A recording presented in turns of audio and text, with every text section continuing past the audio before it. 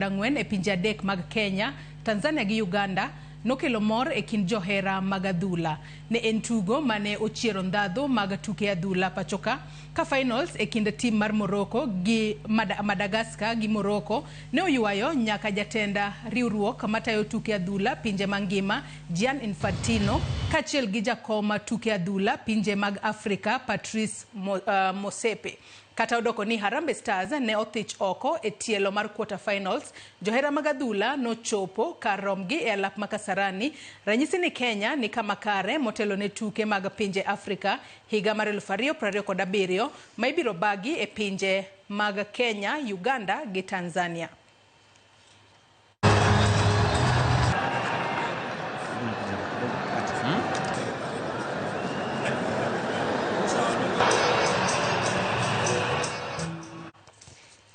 Ka waketo tenge weche motudore koda chan e weche mamoko moiko ni otieno makawuono eni jatend piny William Ruto osingo tieko chuth mibadhi ma okwako sekta mar thieth ahinya to okumba mar thieth mar SHA.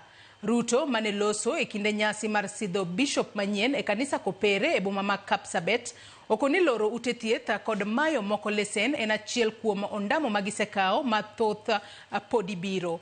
Kaka Judith Omondi lero, Dul marango rang'iny mar thieth oloro ute thieth 45 kama moko 83 omalesen mar tich e kaunti ma Homa Bay.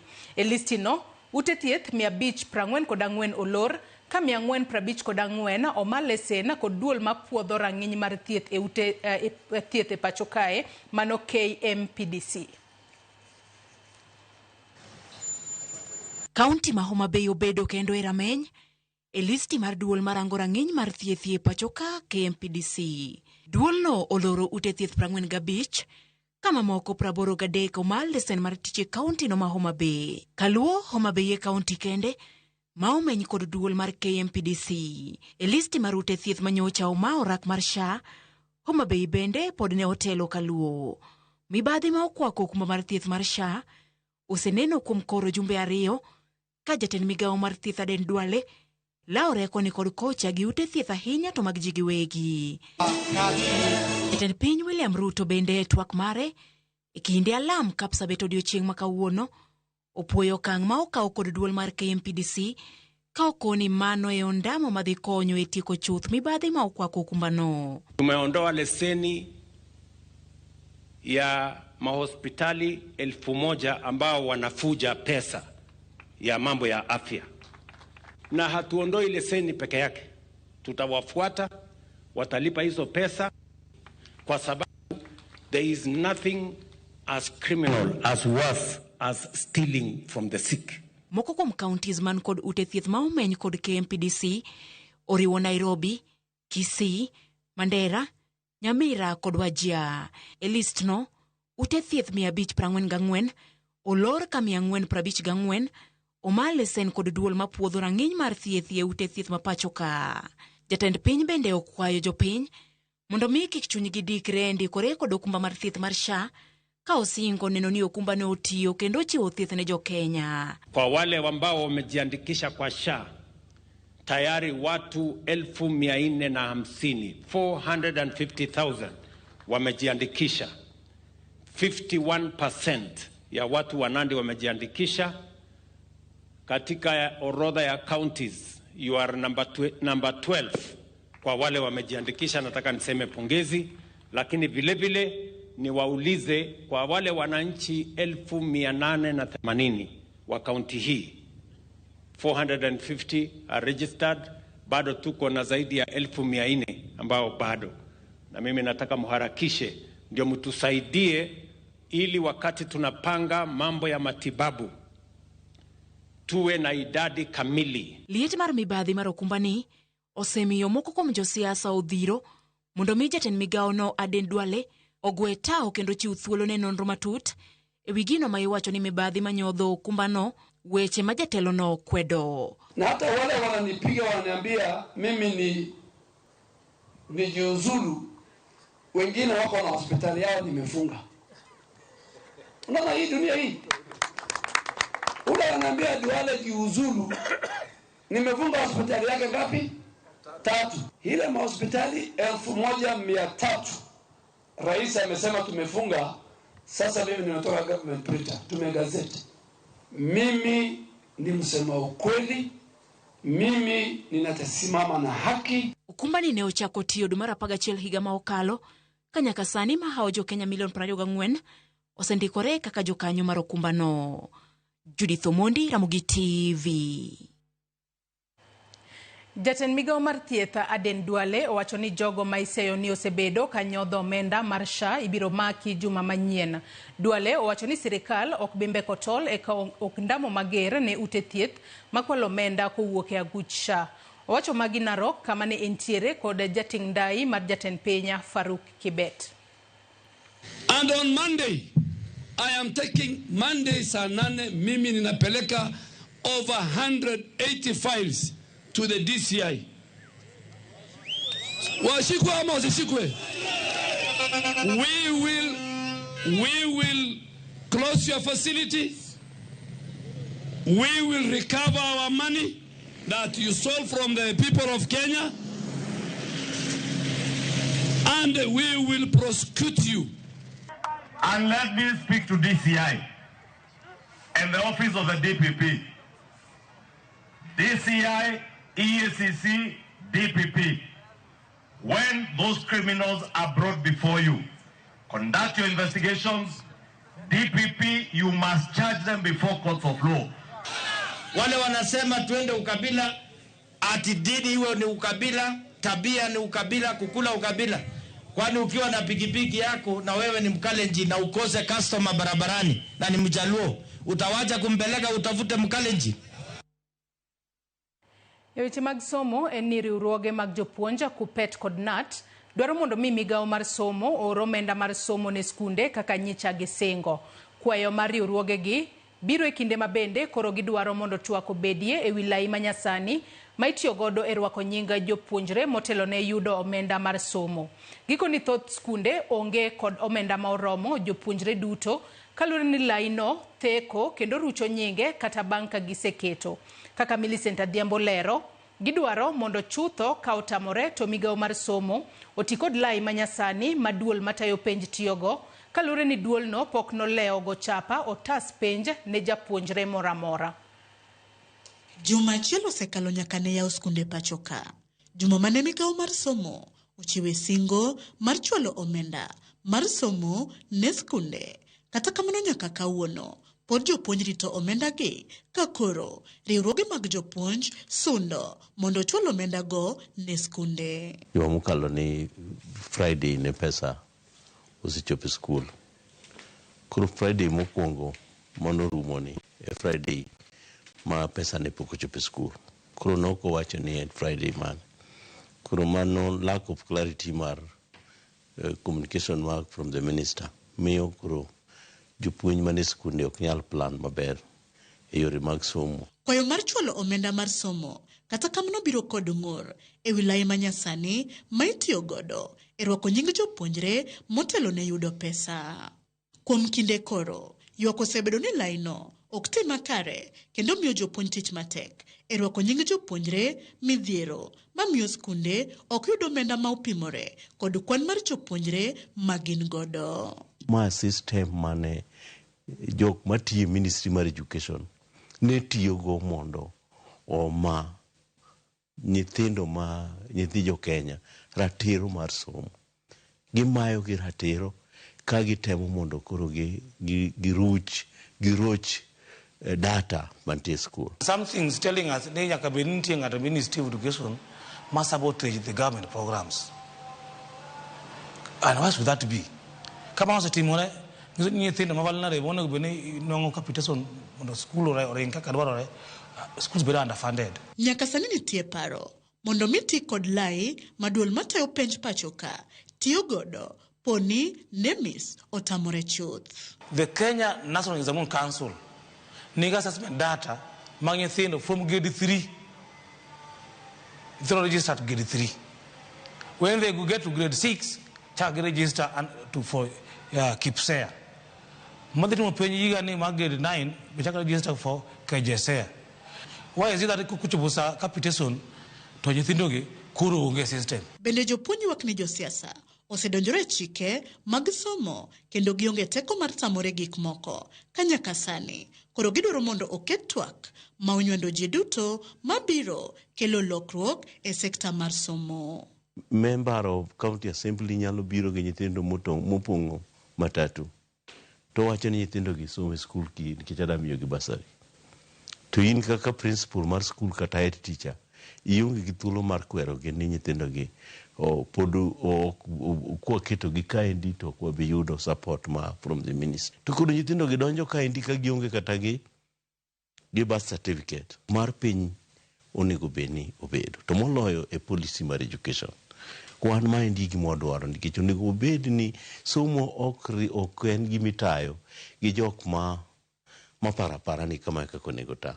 Jagoro maongirore migawo mar somo Julius Bitok kinde mokalo ne olero ni gichano dar ka giwuok lai ma itiyogo sani mar NEMIS nyaka e lai manyien mar KEMIS magigeno ni biro kelo fuong'ruok ne ywak ma osebedo. Millicent Adhiambo, Ramogi TV. Jopuonj mag P1 mapok ondik tich okwedo duol mandiko jopuonje TAC ewi tero e tiegruok jopuonje mosendiki e medo rang'iny mar tiegruok margi e bwo chenro misiro kod bengi maduong' mar piny ngima. Jopuonjgo makwan gi oheo 300,000 e pachoka ywak ni sirikal osejwang'ogi kata bed ni moko kuomgi nosedok nyaka e tiegruok mamiyo gi nyalo puonjo jopuonjre e bwo lai masani mar CBE. Simfros Okinda notwa kod jotend jopuonjgo machunygi koro dhi ka tho kod tijno e wigni bora magisebedo e koyo nyaka ne gitiek tiegruok margi.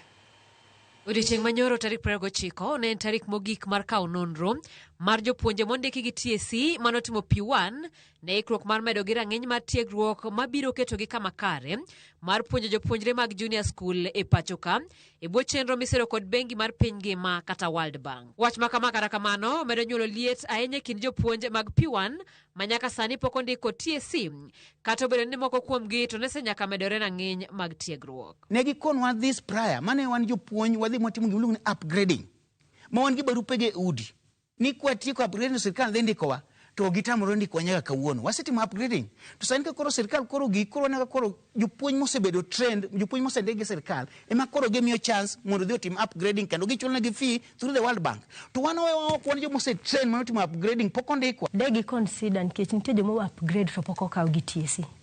Degi consider jogo giketo gi iye mondo wane ni jogi osekaw gi te to pod nitie rem kata gibedo satisfied gin sawa. To ka gimiyo ji sponsorship madhi gi World Bank no to gimiyo jopuonje mosebedo employed then gi neutralize gikaw nyaka unemployed gi gimi kata koko mi TSC but at least gi upgrade. Jopuonj gi ywak ni sirikal osejwang'ogi kuom kinde buora gima koro nego chunygi kod tij puonjo. Kenya Kwanza kaka nodonje loch for the first 2 years kata sani pogi timo gimiluongo recruitment of P1 teachers. Jogo sebedo mana katimo replacement. Tada koni e Kenya Kwanza kaka ibe mo upok wa yude gimiluongo ni internship mar japuonj mose train for the first time. The last 2 years negi kane gilando nigi ndiko jopuonj 45,000. Ingin samulung 45,000 to ni japuonj manutingo nyaka ja TTI, en japuonj manutingo nyaka university ngata kana manyo bedo japuonj.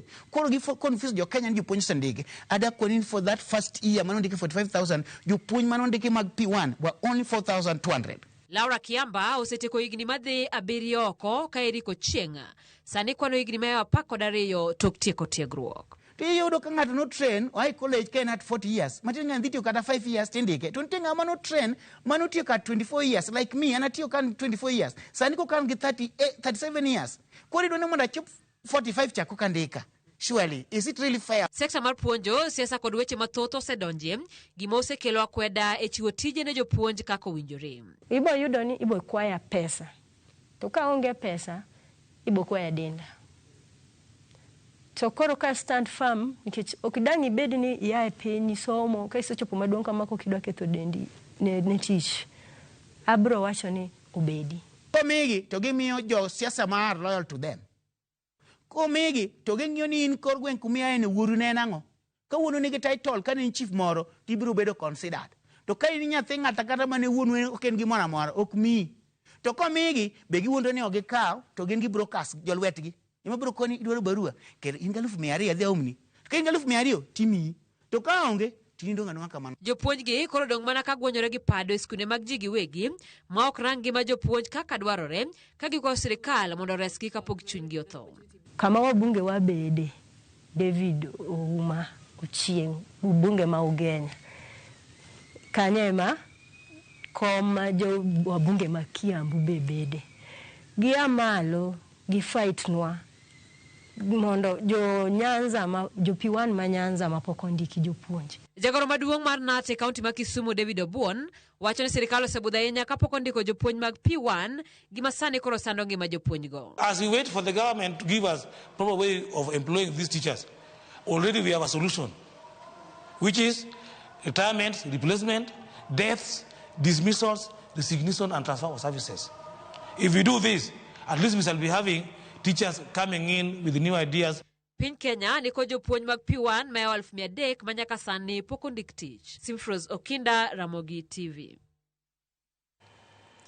Tieko mibadhi e chenro mar choko usuru, tieko akweda e chenro mag pogo mwandu kod chenro mag dongruok e pacho kae, wuoth kod jopiny e chenro mar loso budget kod chiwo rak mag sirikal gi tiyo gi lony manyasani ne gin moko kuom singo mane jatend migawo mar omenda John Mbadi ne omiyo jo Kenya bang' kawo apisi dwe mar 8 higa mokalo.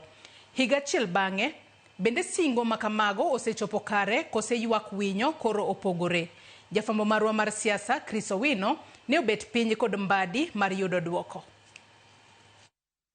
Ne otise nying manyien mar jawar mane obiro mar reso uchumi mar piny Kenya mane wuotho kathembo. Lony mare maratiglo e weche mag omenda, lep ma owir mor kich, kaachiel kod chia mare ne omiyo jo od buro puodho gwelo mare ka jatend migawo manyien mar omenda kendo rwako wuor maduong' mar Profesa Njuguna Ndung'u. Singo mage ne en duoko ochumi e wang'e, dino rode mag mibadhi e duol mar choko osuru KRA, miyo jopiny teko e loso budget, duoko piny osuru e kind weche mamoko. Report mar John Mbadi chalo nade. Machiel kuom gik mane wawacho en ni kaka itimo ng'iewo e Kenya kaka iluongo ni procurement onego waloki ma wawe time yo manual ma ji yiecho karatese kata ji joma timo procurement matimo ma puodho kaka ing'iewo kose nyalo kawo mit belie to loko yore mag ng'iewo. Mane wawacho ni wakelo yo manyasani ma wakelo machine uni ng'iewo kore tim kokadhe machine miluongo ni electronic e-procurement. Mano ne wa roll out tarik 4 dwe mar 7 tarik 7 dwe mar 4 mane wa launch officially. So dwe mar 7 ni ne wa roll out e-procurement masani kuro ng'iewo sirikal timo kokadhe yo mar mbui. Yo machielo mar mbui en wach mar payroll ma bende chendo ma wan gi jo miluongo ni jotich tich ma jochiende kata ghost workers, jo nyawawa ma onge ng'ama ong'eyo kama gintie. Koro jo tije ma nyawawa ge wagolo gi oko ka wakelo system ma wa integrate ma koro sirikal dhi chudo kokadho electronic system koro mondo mi ng'ama onge mondo chul msara bedo maonge. Achiel kuom mirima mane rowere mag Gen Z ne nigo e kinde ng'anyo mar kwedo chik mar omenda mar 2024 ne en okang' mar sirikal dino itgi ne ywak mag jopiny ewi medo osuru, tuo ma Mbadi ne osingo thiedho. Oganda mar jo Kenya wuoyo giwacho maler ni ok gidwa ni mondo med gi osuru nikech osuru mose magen go ni malo kendo giwinjo pek mzigo no. So mano namba 1. Namba 2, jo Kenya wegi kokadho kuom National Treasury, Cabinet gi Parliament noseng'ado mokelo gimiluongo ni National Tax Policy. E National Tax Policy no owacho ni wadwa ni wabed gi usuru ma ok idhi iga ka iga. Wadwaro usuru miluongo ni predictable ma ji inyalo ng'eyo kidwa keto mwandu ni ka ting'eyo ni mae usuru kinyo gika. Kitimo tax laws tinwang'o ni medo usuru ahinya seche moko ok kel pesa mang'eny e choko usuru. Usuru nyaka bed gi kuma chope. An ok believe kendo en oken paro mango ni ka wamedo suru higa ka higa to wabro choko pesa mang'eny higa ka higa. Adwaro ji mang'eny mondo choko bed ni chulo suru to kichule e kiwango maginyalo magiwinjogo nafu. Gwelo mare ne obiro e kinde mane ntiere luoro ni piny Kenya nyalo rem chulo gope mage kendo nyumore e bugo mar uchumi, ting' mane Mbadi ogoyo kore ni oikore mar ting'o. Sama ne adonjo e ministry ka Kenya ne chalo gima ne wawuotho e ngegu mar aora ma sani nyalo kier milwar. Sani nineno kata ka joma timo credit rating wacho ni Kenya ogo atwa osudo kama nyocha wantie ga mokalo wasudo wadhi e B, wa B minus wadhi e B, kendo giwacho ni wan outlook marwa nyiso ni positive, wan gi ranyisi ni wanyalo sudo maber e weche mag chulo gopewa ma wan go. Ma timore kaluwore gi okange moko mane wakawo. Achiel kuomgi okang' mane wakawo dwe mar 2 ka wachulo gowi mabiro bedo ni mane ni idhi chul 2027. Koro gowi no ne wachule sani nikech ok wadwa dhi e 2027 ka pod ok wang'eyo ni to gowi ni chulo nade manyalo miyo weche kata mag shilling gwenyre kaka nyocha gwenyre. E twak marwa kode, Mbadi bende ne osungo moko kuom chenro mag dongruok machwe madhi nyime e gwenge makaluo e bwo tend sirikal mar Manywanda. Budget ni nyowa temo kata na projects ma Nyanza nitiere support maber kata penyo nage. Kidhi Migori nitiere mang'eny mwakete budget. Migori kanyo blue economy nitiere gik mang'eny. We lost Paya, we lost Muru Begin, blue economy nitiere landing sites mang'eny mag rech mibilosi. The same Ginderni, but just ka mention nitiere Yoma Masara Muru, Yoma Kababu madhe pinyo yie all the way to Tho nyaka got Kachola mago ni budget. Tiendara Mao Mabei madhe through Kalamindi from Kalamindi nyaka Nyakweri kokadho Sani. Nitiere yo mabro aposta makadho Nyikendo madonjo Nyarongi dhi nyaka Makalda. Siaya nitiere yo moro, I've forgotten the name, but nitiere yo maran all the way from Game all the way to Alego. Yeah, nitiere yo mawuok Kalandin nyaka kona Kalija. Nitiere yo mabende dhi nyaka Kamito, Simbo Bay. Nitiere dwelling of Bondo. There's also Bondo bypass road. One gets so many roads in Siaya. The same with Kisumu. Bende wanegi yo achiel ne west, Kisumu town west 12 kilometers. Kisumu town west wanegi yo Muhoroni ni Mamboleo wakete pesa. Waketo yo moro nitie Chiga ka. Then nitie yo machielo bende mawuok Ginawasi madhi all the way to Katito Nyakawasi. Chris Owino, Ramogi TV, Nairobi. Nyakwara Mugejo gi report mar Chris Owino ema dwani wadhi gode yweyo mokwonga. Soma ni moko kuom ote ma ochwalonwa achiel kachiel e Facebook kama wantiere live. Boaz Maka Marianga wacho ka ina winjo habari mos ka an e gwenge mag e gwenga mano mar Utoma Awendo sub county gi min Otmara mano masi Boaz tok wuok e Kiche Dago Kogelo. Ote machielo Felix Ochare wacho ni Joyce weche manyien winjore maler kendo makare. Moroko otimo makare kendo puocha gi paka. Anyang bende wacho kae ni japuonj Anyang mano Ben Bella mar Nyandrema wacho ni kwa boa ipoch gi pak ne Moroko. Gideon Ndaya kanika Jiado bende wacho ni antiere kodi Joyce ayudi mabera. Oyugi Grace wacho ni karibu Nyang ero kama na inya kwa mote makamano. Morris Aguny bende wacho ni Jakano Kirema mar Kodete Junction City aneno oimore e yo makare poch gi pak ne tima mar Moroko. Nyakwara Mugejo min mana kete weche manyien mago imore otieno makawuono kalore na kaw mana yweyo madundo gi sani kaduogo taduogo kod twak e chenro mar mine wacho kik idhi mabor.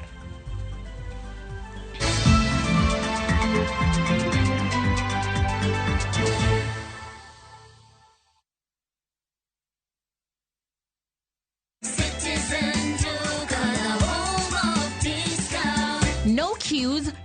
heavy bags, no stress. Just shop on citizenduka.com and get everything delivered at your door. We deliver across Nairobi, Kiambu, Thika Road, and beyond. Shop now on www.citizenduka.com or on the View Sasa app.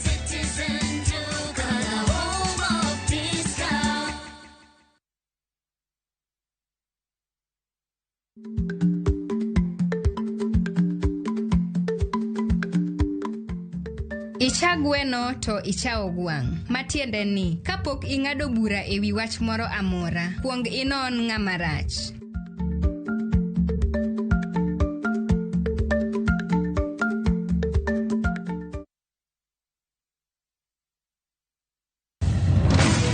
Beikori mar doke pacho, kama sigendni ilero gi mor kod sunga mar luo.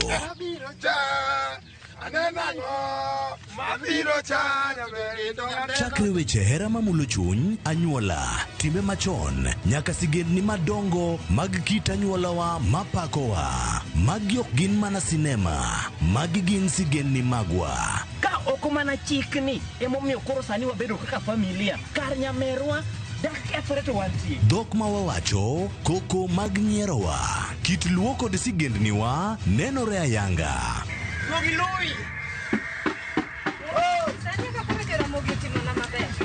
Winam Cinema, Jumapil ka Jumapil, saa 2 kod saa 4 mar otieno. Mana e Ramogi TV.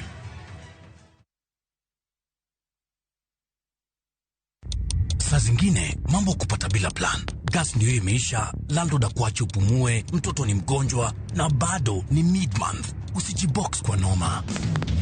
Piga *531# and sort your emergencies with my Mobi Civil Servant Loan. Iwe usiku au mchana. Kama wewe ni civil servant, sasa uko sorted. Dial *531# and get up to 20,000 shillings and pay from your next payslip. No paperwork, no guarantors, no drama. Ni wewe tu na simu yako. Register now and see your limit in seconds. Built for Kenyan civil servants. My Mobi. Iko sorted.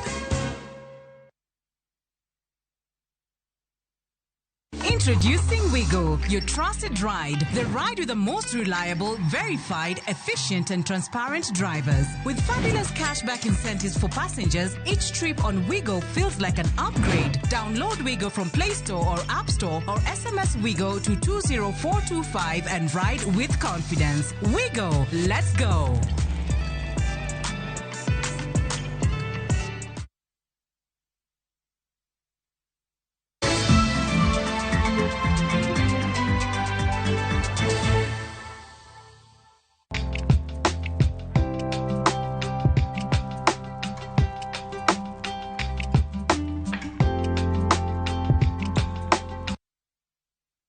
Nyakwara Mugejuang e chenro mar mine wacho otieno makawuono e twak mar mine e sekta somo. Atwa kod Dr. Elizabeth Akinyi Owino ma en Dean School of Education e mbalariany ma Kigali e piny Rwanda. Dr. Elizabeth osebedo e sekta mar somo chakre higa mar 1990 kendo osepuonjo e skunde mopogore opogore moriwo Kenya High, Ng'ia Girls, mbalariany ma Moi e kin skunde mamoko, kasani to otelo ne skunda puonja e mbalarianya ma Kigali e pinyno mar Rwanda. Oimore Dr. Elizabeth, ang'eni tudori kodwa achiel kachiel otieno makawuono ka intiere e boma ma Eldoret mane county ma Uasin Gishu. Iriyo nade kendo machiegni twak e chenro mar mine wacho. Dr. Elizabeth. Erokamano oimre ahinya Joyce, ariyo maber, angima. Machiegni inye twaka Dr. Elizabeth otieno makawuono ka watwako tudore kod mine e sekta somo. Inachiel kuom mine manyalo wacho ni osebede sekta mar somo kuom higni mathoth. Chakre higa mar 1990 nyaka sani. Manyalo wacho ni en higni bora. Kinyalo mana leronwa sigandi matin ni chako nade tang'o momiyo ni keto maino mari e weche mag somo. Manyaka sani wanyalo wacho ni ne Dean School of Education mane mbalariany ma Kigali mayudore e pinyno mar Rwanda. Dr. Elizabeth. Erokamano. Anyalo wacho ni an japuonj manohero bedo japuonj. Okatuomra tuoma e puonjo nikech naonge tich. Aparo kapod natin, nahero kaka jopuonje ne tayowa kendo ne puonjowa. Kendo nagomba ahinya ni chieng' moro an bende abed japuonj. Koro nachako kaka iluongo ni untrained teacher. Nikech kana atieko secondary school to na miss university gi points matin, to ndalo ka ne kisetimo A level tidok idhi bedo diploma teacher. Omiyo nachako kanyo.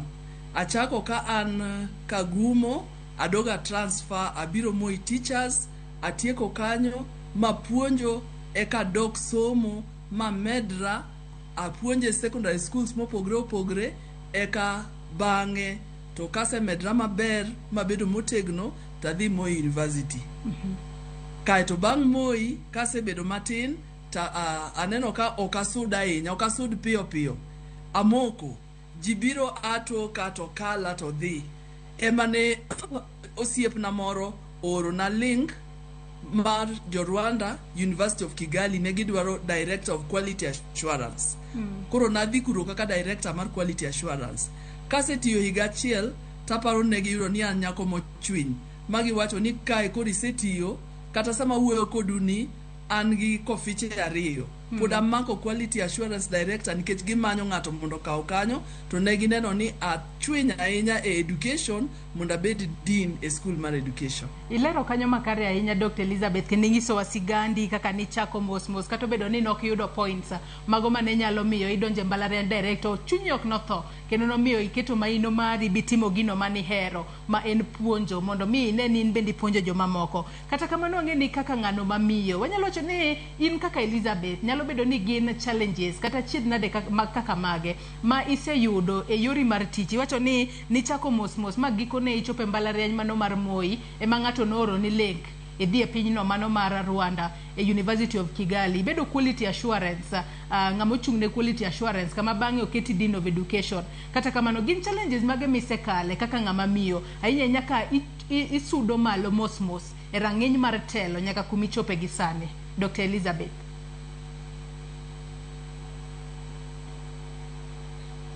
Gima nyalo wacho en ni bedo ng'ama miyo titiyo tiji bende tije ariyo gok yot. To dawach ni kiyudo jabathi manyalo supporti, manyalo konyi, manyalo chung kodi to yot ahinya mondo isudi. Omiyo mana kaka jite osebedo matek nikech in gi familia, in gi tiji, in gi gweng', in gi dala mirito to tich be itiyo koni. Omiyo balancing act no okoyot to oyot ka ng'ami dak go be siri maber kendo mi nafas mondo in be ibed kaka in be obed. Dapar ni kane kinyalo mana lero na matin kadok chien kanyo matin. Dr. Elizabeth kinyalo mana lero matin ni to ni balance e yo machalo nade nikech ang'eyo ni kopogore kod bedo Dean of Students be nin gi miyo mani nyaka kod nyithindo ni balance e yo machalo nade in kaka miyo manitiere kod tije mar mondo mi ne ni familia mari oringe yo makare to tiji mitimo mano mar bedo japuonja bende odhi e yo makare. Dr. Elizabeth. Erokamano. Balancing en ni gigite ahero. Ahero family na to tija bende ahero. Omiyo role mara kaka mama atimo maber nyaka sani nyithinda dongo. Nyathi matin nyo celebrate 30 years, maduong' nigi higni 34. Aparo na setemo. To mana miyo ich gimora mora matimo atimo gi chunya te. Mana matin madawach ni kane nyithindo nie school, kan gine boarding school, ne wawinjore ni kochopo samidhi lim nyithindo to japuonj weyo tichne, jaoda be weyo tichne, wate wadhi winjo ni nyathini dhi nadi e school. Omiyo mano osekonya amiyo family na time margi to tija bende amiyo time mare. To bedo ng'ano mamiyo in a Dean of Dean School of Education mano mbalarianya kata University of Kigali e pinyno mar Rwanda. Bedo ng'ama miyo ma wanyalo wacho ni osesudo malo e rang'iny mar telo bo bedo Dean. Ahinya to wanyalo wacho ni e field ma thothne jomoko paro ni mana joma chuo e moromo bede kiwango makamano. Wanyalo wacho ni kaka ina ng'ama miyo mano manisha ni yango chope kiwango makoro in Dean tok mane pacho kae mane mbalariany manitiere oko kacha. Dr. Elizabeth. Anyalo wacho ni ticha mumi onegiti gi chunyi te. Dina Rwanda kuro ok da chopo kuma chope ni dino bedo ni okahero tija kendo okatije gi teko nate. Gima daher wacho en ni Rwanda ohero promote joma mine. Kana chopo kanyo to gineno tich matiyo to gisuda piyo piyo. Gin very conscious about gender rule.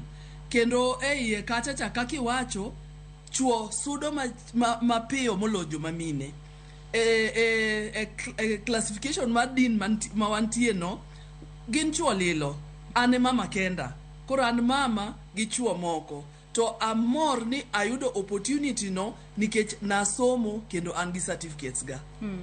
Wanyalo wacho ni in kaka achiel kuom joma mine ma Johawi. Wanyalo wacho ni Johawi makoro in Dean of School of Education e mbalariany no mano mar Kigali e pinyno mar Rwanda.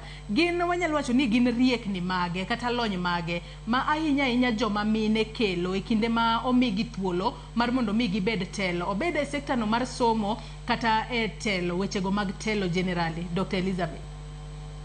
Aparo ni joma miyo nigi chuny mar kineno nyithindo mipuonjo to most of the times ineno gi kaka nyithindi. Aparo ni mano miyo joma miyo ka e tich mar puonjo to ong'iyo nyithindo gi kaka mage.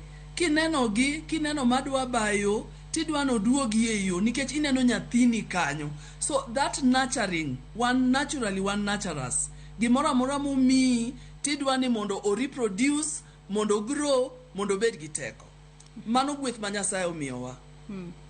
To kaka sani wanyalo wacho ni in kaka Elizabeth isetiyo kod gweth ma kamane yo machalo nade ahinya to e mbalariany ma Kigali ma ipuonje kata intiere gi sani. Kaka an background na en counseling psychology. Kata jahoch.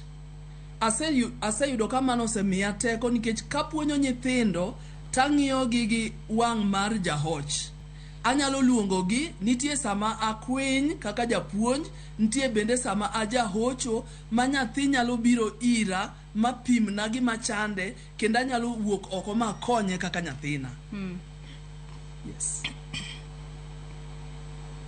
To kinde mathoth Dr. Elizabeth wanyalo wacho ni e kinde ma ng'ato timo tije nyalo chopo kuma seche moko wanyalo yudo ka chunyi nyalo bedo ni tho gi tich mitimo. In kaka Dr. Elizabeth bende nyalo bedo ni nitiere samoro ma chunyi nyalo bedo ni ne dhi tho kod tich misebedo kitimo chakre higa mar 1990 nyaka sani. To nyalo bedo ni en ang'o mane imako motegno mane omiyo sani koro isesudo nyime bichopo kama ichope nyaka sani. Dr. Elizabeth.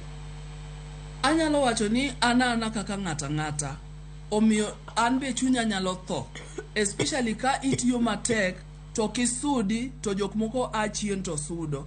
Tanda wach ni e ngimana gimosekonya, asebedo gi very good mentors ma koneno gimoro maber manyalo timo to gi supporta kendo gimako lweta kendo giwuotho koda.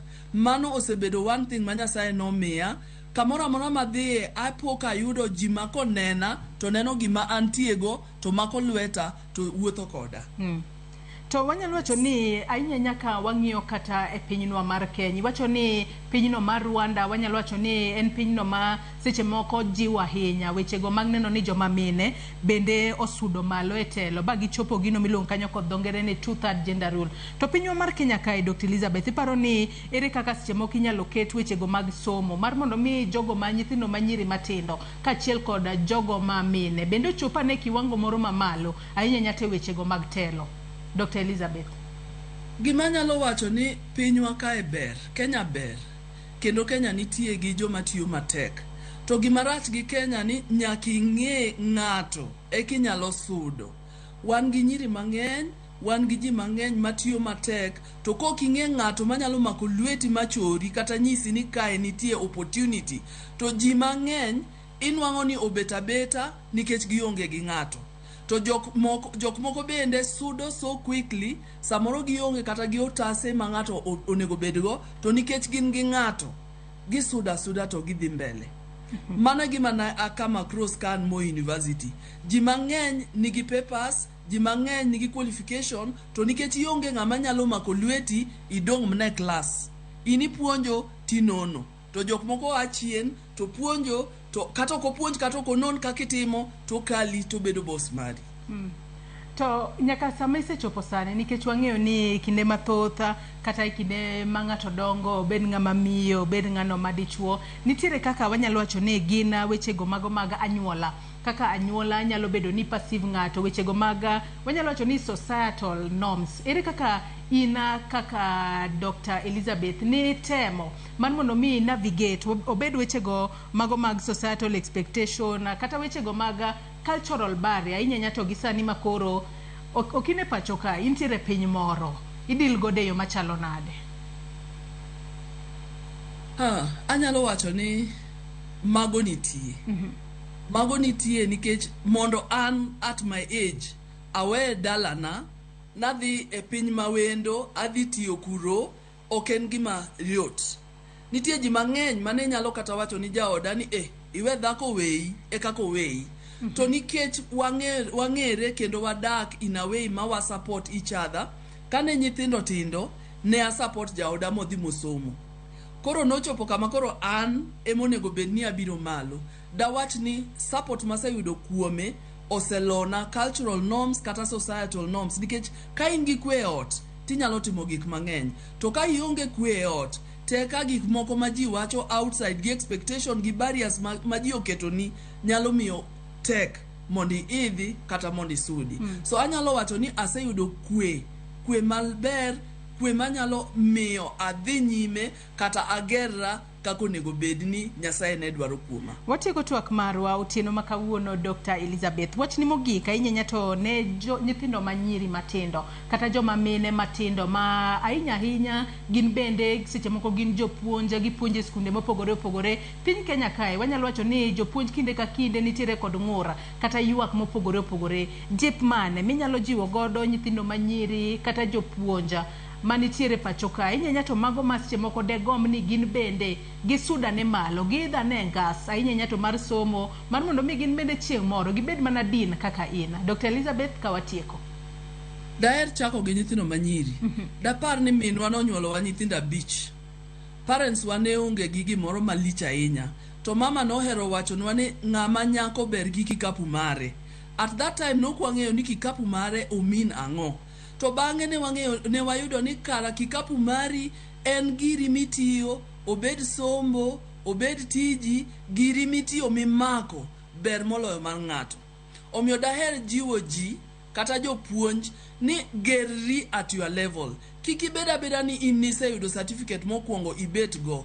Oko kae ji nigi certificates mang'eny. Iseyudo your first degree ng'iyane ni nyalo medri e yo mane.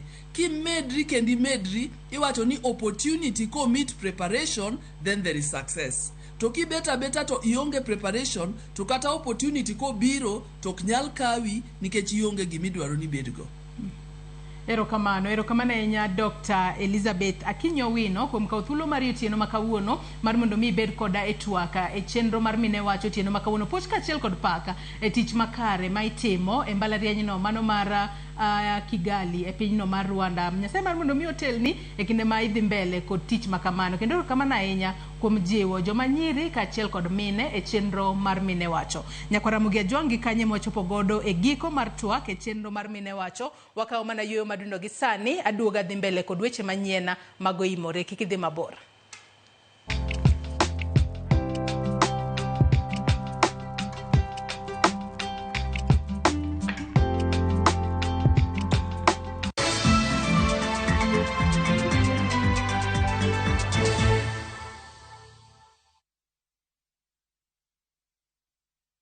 Beat the festive rush with View Travel's early bird offers to Sarova Hotels from December 23rd to 28th. Stay at Sarova Imperial Kisumu from 13,150 Kenya shillings or Woodlands Nakuru from 14,000 Kenya shillings. Go wild with 2 nights at Shaba from 28,450 Kenya shillings or Maragain Camp from 47,150 Kenya shillings per person sharing. Or enjoy 5 nights of beachfront bliss at Sarova White Sands from 146,700 Kenya shillings per person. Book by September 15th and enjoy our Lipa Pole Pole plan. Visit viewtravel.com or call 0703 254 254 today.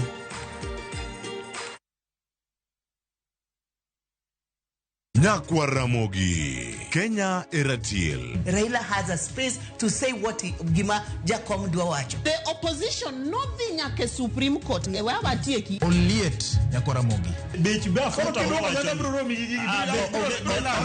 Jumapil ka Jumapil. Ana chungo mama Ratil kadel war piny. Ka adwani wa discuss kaka Kenya dhi. Winj twak mago Ratil piny. One was got in opposition. One was got in opposition 50 years. Mae ukiparka kele wich bar moro. UDA onge kama pose donje. Adwani penja bati. Koso donje kona mane. Sachiel gi nus otieno. Siasa mar piny Kenya en siasa koso dongruok. Ka ikelo ni kod George Bati. Kik bai.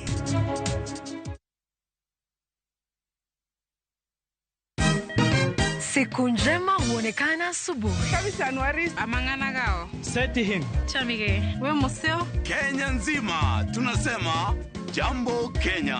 Wax, tiki, taka. Twende sana my people. Hapa ndo nyumbani kwa muziki wa Afrika Mashariki na malezi ya vipaji. Sasa tuko tayari ku drive on. Mibibi na mijize. Leteni porojo sasa. Kwa habari za kuaminika kutoka kila pembe ya nchi. Are you ready? Leo kati ya Ingwe na Gor Serikali. Hapa ndio home. Wawa. Radio Citizen. Radio number 1. Radio number 1.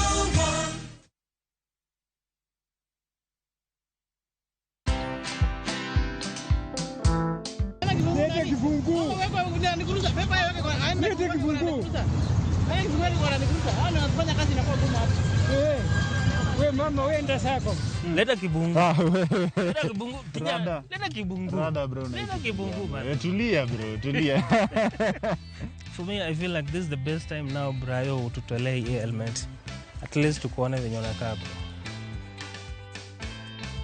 Watch this story and more. Download the Citizen Digital app or visit www.citizendigital.com and find the Citizen Originals portal. Kenya's #1 app, Citizen Digital.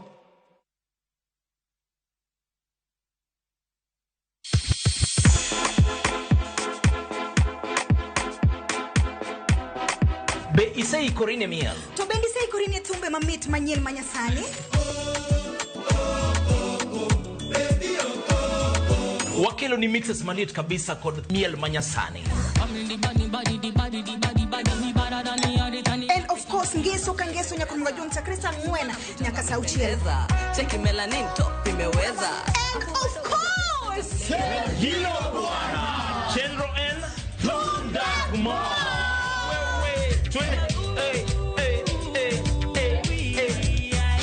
Leo tunakunja kitanda.